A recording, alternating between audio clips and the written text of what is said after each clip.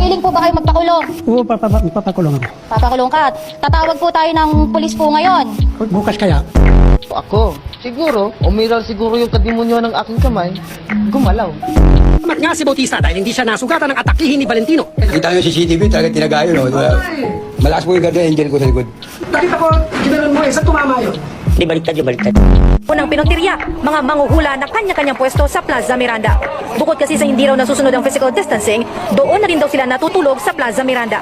Pinaalis sa Team Hawker sa mga manghuhula, pati ang kanilang mga gamit at basura, pinaligpit. Hirit nila sa mga manghuhula. Dapat inuulangan nyo na mahuli kayo eh. Di nyo po na itatanong, kami po, hindi lang po kami entertainer talaga. Totoo yan? Doon sa Cebu po, isa po akong abogado doon. Ikaw abogado ka? O, abogado po Maraming ako. lawyer dito. O, abogado ako. Abogado ka? Lahat ng mga kliyente ko po, pinapangakuan ko po. Paano? Na kapag sila talo, tapos ako yung abogado, magpapakulong ako. Yun? Oh, kanina may tumawag, isang kliyente ko doon sa Cebu. Oh. Pero ibinigay ko sa ibang abogado. Bakit? Kalalabas ko lang sa kulungan.